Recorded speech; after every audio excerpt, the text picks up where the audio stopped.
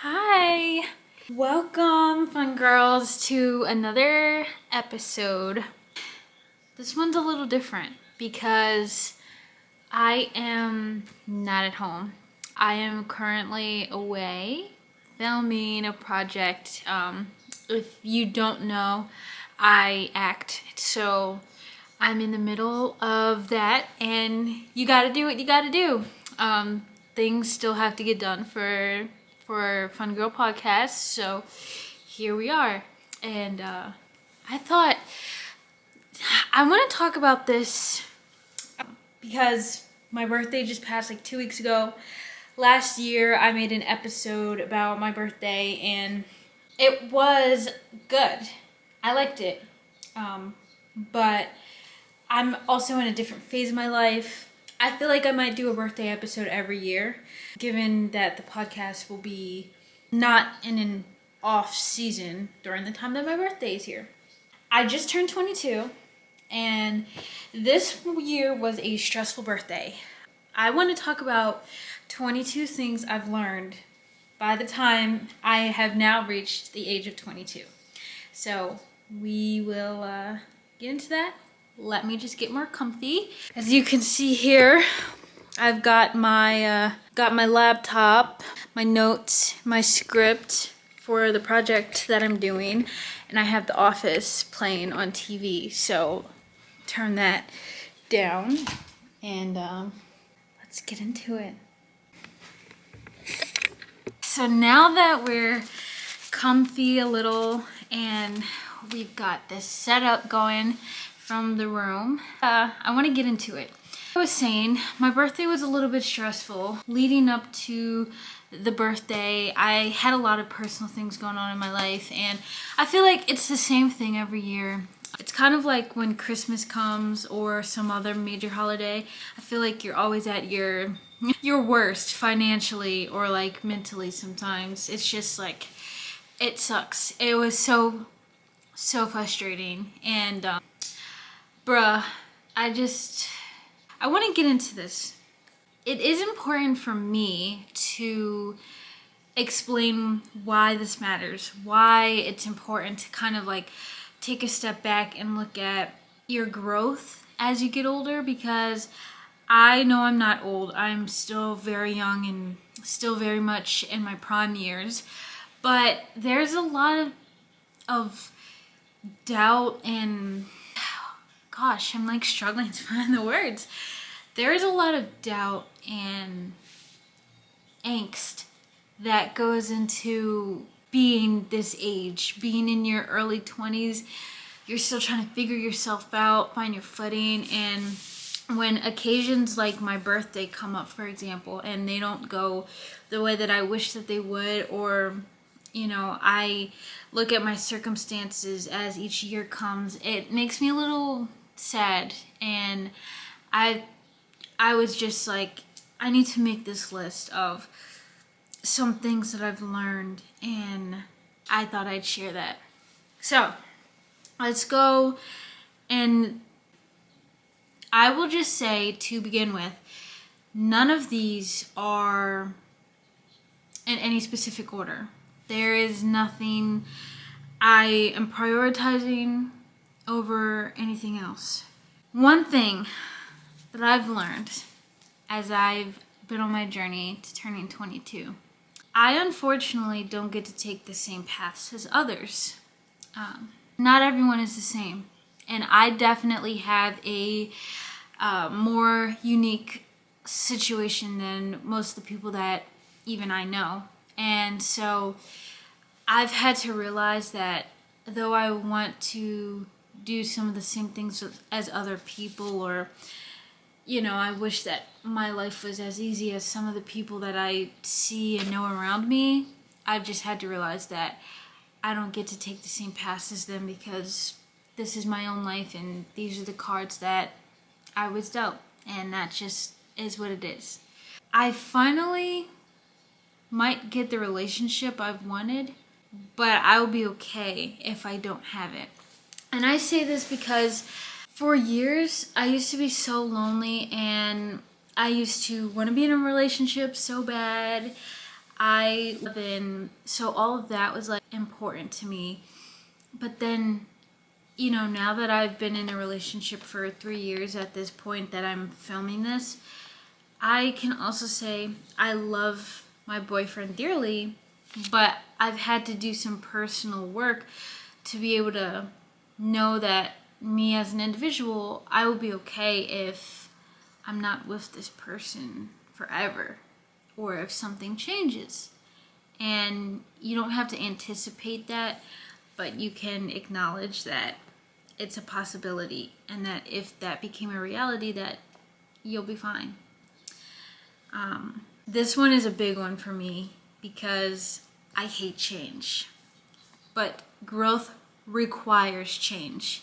And I'm still kind of facing some things that I haven't had to enter in my life yet. I haven't had to make a big life decision yet. I feel like I've obviously made some, but so for example, I'm not done college yet, so I don't have that big decision of where I'm gonna live post-college, or some of the other things that go into making those kinds of decisions. But when that does come, I have to face the fact that I can never grow if I never wanted to change my environment, be willing to change my mindset, be willing to change the ideas that I had for myself. And I think, like most people, it's just kind of hard to understand, but I'm getting there.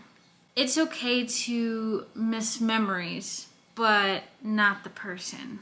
That one is a big one for me because there have been times where I felt like I missed a friendship or a person or a relationship with a family member, and that didn't necessarily mean that there was any need for me to work my way back to that person or to backtrack and try to rekindle a relationship. And I have done that before, and I just kind of saw, like, this isn't necessary. You don't really grow sometimes by going backwards, and it's okay to miss things about a person, but not miss the person or the person that they currently are, who they have become. The next lesson I've learned is you'd be surprised who shares your interests, so don't be ashamed to share them. This one has become more relevant to me because I will give an example. I have been passionate about books for a long time, but aside from that, I just kind of started to really become like a Star Wars geek, and I've been a Marvel fan for a while now, for years. But joining that community of people, I actually have a mutual friend who I came to about my interests, and that just opened the door for me to start doing some other things that I might have been ashamed to do if I'd still been holding back who I really am, or letting the judgment of other people, cloud what I actually like and what my interests are, and hiding those. Because I have been pleasantly surprised to meet people in the communities of my interests, like books and Star Wars and Marvel, again, to name a few. I have made connections with people who are also fans of those and are into that, and they're just like normal, everyday people that maybe if I knew them from work, I never would have ever gotten to a conversation about that. And so I want to stop being ashamed of showing what I like and just being real about it. That's one thing. The next lesson is your accomplishments aren't dependent on a timeline. And I say this because I, for example, had a set graduation date, and the date has since changed because my situation changed, and I felt so down about myself because I set a timeline on when an accomplishment can be done for me personally. And because of that, I'm my own reason why I felt so shitty about not being able to meet that mark anymore because I put all that pressure on myself. And everyone's been trying to tell me this, and I finally just kind of come to terms with it. It's just accomplishments don't have a timeline. Sometimes they do, and sometimes they don't. So don't do it to yourself if you don't have to. The next lesson I said is it's important to know when to stand your ground and to know when you're wrong. Something that comes to mind with this is like getting into an argument with my boyfriend. There are times when I'm actually wrong, and there are times when I'm maybe told that I'm wrong and I know that I'm not, and so it's time for me to face that and work on understanding that I need to be firm, I need to be assertive, and I need to stand up for myself. And I just use that as an example because that's the first thing that came to mind. But that also is me with my own family. My mother, my grandmother, friends, co-workers even. It's hard to do that, but I really need to learn how to do that. And I've been working towards that with setting boundaries and everything. And these are things that I personally have a therapist that I work through, trying to get that under control for. But changing your mind is okay, is what I had my next lesson as. Because I used to always think that if I backtracked and said something like, oh, I hate blah, blah, blah, or I could never blah, and then one day, that's me. I'm that girl who does those things. I would feel so ashamed and so embarrassed. And not to say that I don't still occasionally feel that way, because overall I'm the kind of person that I mean what I say and I say what I mean. But I've had to realize and set this mindset to look at it as far as other people's perspective, that it's okay to change your mind about things, about people, about a decision that you made, whatever. It doesn't always have to just be what they say and you're stuck in that moment. A comment you made about a person years ago doesn't have to still be relevant in the present. The next lesson that I had set was I'm sensitive, and that's okay to an extent. That is a big, big thing, because I used to be one of those overly sensitive girls, and it wasn't terrible, but it did affect my relationships with some people. Even my family, because I remember being told that I'm too sensitive all the time, and it used to make me upset because that there are some situations where a person is actually just dead wrong and they went too far, they took the jokes too far, or they were insensitive or just flat out ignorant. But there are times where you are taking something too personally, and it's important to be able to know when you're taking something too personally and when a person is actually just being rude and slightly unfair. So the next lesson that I had is you don't find your people right away. I really, really know what it's like to be in high school or maybe even college and you felt like you didn't find your people, you were lonely, or you were falling out of groups because you just weren't meshing well with those people. I'm here now at 22, and I'm so grateful for the friends that I have.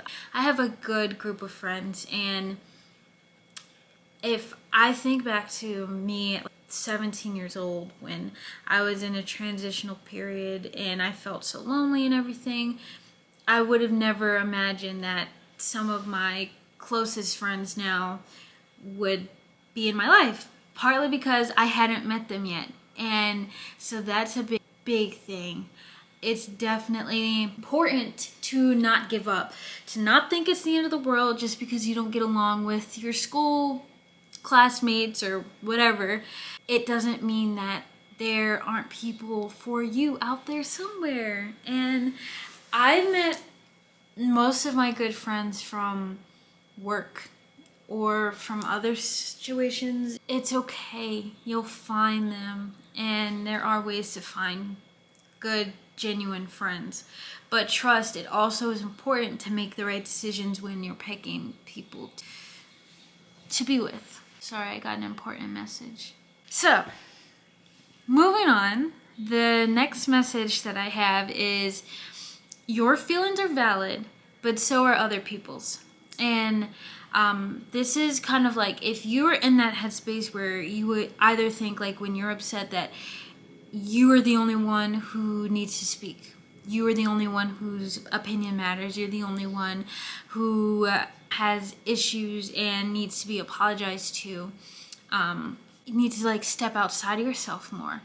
And I feel like when it comes to friendships and relationships in general with others, it is essential to be able to be objective to other people's feelings, because if you're not, that is how relationships get ruined, because it comes from a self-centered standpoint. And I've been on the other end of that, where people weren't considering me, but I've considered them, and it does suck. But I'd rather be that person a million times over than be the one who can't step outside of themselves and understand that other people have feelings and other people see things differently, and to be a little bit considerate to people that aren't you. Let's see. Another lesson is that it's okay to remove yourself out of relationships. I say this one because I used to think that if I walked away from a friendship, it was because of me. I'm the problem, or I'm the reason that everything went how it went, and that's not the case sometimes. Sometimes with family even, there's just too much bad blood or too much drama. Things aren't peaceful, and you just kind of have to put yourself first and say, is this worth it? Am I benefiting from this? Am I growing? Is this person helping me in a positive way? And then if they aren't, it's time for me to do what I need to do and move on with my life, because this is no longer beneficial.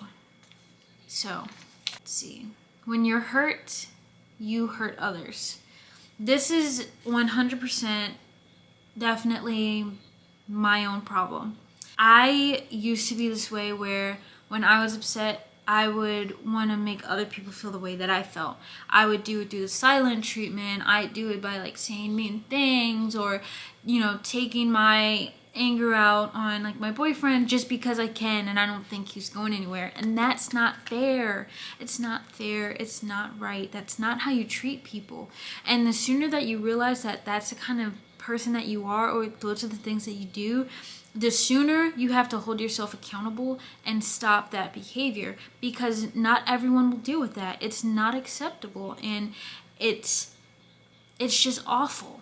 And that's how you ruin people. And I can fortunately say that I fear that there has been, like, a person or two in my life that I might have hurt in a way that I couldn't even begin to grasp, because of me just simply feeling like I had the power to hurt them because they made me feel some kind of way. I'm going to do that to them. It's not right. Let's see. You slow down when you're overwhelmed, not lazy. I needed that one because I want to understand myself on that front a little more. When I would slack off with my schoolwork or my dishes, my laundry, cleaning my house, and then when I would look at how much of a mess I made or how much I need to catch up on, I would hate myself, because I'm like, why are you being so lazy? Why are you like this? When did you become that person who is just, like, unreliable and, again, lazy? I'm beating myself down, repeating that. And instead, I can now realize that when I'm being lazy, it's because I'm exhausted. I do school. I work full time. I do this podcast. I have all these other things, these obligations. I have relationships to uphold. And just as a human, sometimes we all need to give ourselves grace because there's not enough time in the day. There's not enough days in the week. And even if there were, it still is a lot to try and do all the things that you want to do sometimes and not let something else slip. So, another lesson that I wrote: conflict is unavoidable sometimes. I am a non-confrontational person, and I've screwed myself over by trying to avoid conflict, by being placate and amendable, and I hate that about myself. And I've also let people walk all over me just for the simple sake of not wanting them to come for me, to attack me, to have me on their radar, to treat me how I saw them treating other people. And that wasn't the answer. And I say this because now that I'm 22 and I just had a recent situation where I felt like someone was kind of pushing me to do something that really wasn't in my best interest, and I was scared of what they might think of me if I spoke up and stood up for myself. And I just have to realize that you can't control those situations, you can't predict it. And sometimes if a person wants to come at you crazy for, taking care of yourself or some other stupid reason, sometimes the conflict is going to happen because they brought it, or because you played a part in it, whatever the reason may be. But sometimes you just have to fight the battles. You can pick and choose which ones you want to fight, but sometimes you just have to fight the battles. So I'm still working on that as I'm speaking to you right now. And this kind of almost goes hand in hand with that previous one. The next lesson I wrote down is you can't please everyone. I have been such a people pleaser, again, because in my non-confrontational spirit, I've never wanted anyone to have anything negative to say about me. I've wanted to be perfect, reliable, whatever it is that people were looking for. I've always wanted to try and just be a shapeshifter and have everybody like what they see, or like me for what I can do for them, or what I have to offer, I guess. It's just a lot, but I have to stop. And I feel like I have stopped in recent years, but it's hard sometimes when it comes to like personal levels. The people that you live with, work with, your family, your friends, the people where those real consequences, you don't want to have a conflict. But sometimes, even though you don't want to, it comes to you and you have to defend yourself. So then the next one is therapy doesn't have to be temporary, and it is not embarrassing. So when I started therapy, I was 15 years old. It was my freshman year of high school. I was really depressed. I was lonely, and then my dad died. So I begged my family to go to therapy, and my mom let me, but we kept it under wraps. I would just kind of tell my friends when they would ask. I had like one close friend that knew exactly what was going on, but some of my other friends would ask, like, oh, where's Jazz? Or why are you coming in late? Or why are you leaving early? You have another doctor's appointment? I used to just say that because I was so embarrassed. I didn't want anyone to judge me because I was seeing a therapist. I didn't want anybody to think less of me. I didn't want my friends to feel ashamed, and I felt ashamed myself, even though it was something positive and beneficial. And I hate that I let that happen. And I just so badly want to break down stereotype, the stigma that has been surrounding therapy. I think a lot of people are joining therapy and finding people to speak to, which is awesome. I think we're in a new era where it's becoming more acceptable to know that you need to talk to someone and get a little help every now and then. But definitely, it was something that I don't always feel like I want to broadcast, but I don't mind speaking about it now because I just know that I don't have anything to be embarrassed about, and that's fine. The next lesson is you're much stronger than you give yourself credit for. I hate saying this, but I do want to say it and start to instill it in my mind. I unfortunately have experienced a lot of life in my 22 years, and I often hear a lot of people tell me that they understand, they admire me because of my strength and whatever else. But I never really gave myself enough credit to say, yeah, you are strong. But I guess I am now. And that's a lesson that I need to take with me in life. Next one is do more for yourself, less out of obligation. Hold on. Let me repeat that. The next one I had is do more for yourself and less out of obligation or to prove anything. I will say that this podcast right here is a prime example. I started this podcast because I wanted to start it. I had things that I wanted to say. I felt inspired, and I put in the work and effort to lift this from the ground up. Making a website, figuring out how to operate this shit, buying the equipment that I needed, taking my time to do this, and then produce episodes and get them out. I wanted to do that for myself because I found it enjoyable. I felt like it would help my future, and it worked for me. And I feel like there were people who knew me pre-Fun Girl podcast, and they saw that and felt like whatever, they needed to talk about it or gossip. I don't know. But I say this to say, part of my motivation for doing the podcast at that time, now this was a year ago, but part of the motivation I got was wanting to prove that I had something unique and different going on. And I don't know why I even felt like I needed to do that. I don't want to do that, and I'm not going to let anybody make me do that ever again. I just hate it. There have been a lot of things I've done for my family as well that I did more so for the fact of like wanting to see them happy or to cater to somebody, and it just wasn't for me. I say that to say you definitely need to put yourself first, which is the lesson that I have next. Prioritize yourself or you can't take care of anyone else. I spent a long time caring for a lot of other people, and it put a strain on me financially, mentally, and once I cut that situation off and I started just focusing on me, taking care of myself, I felt a lot more relief.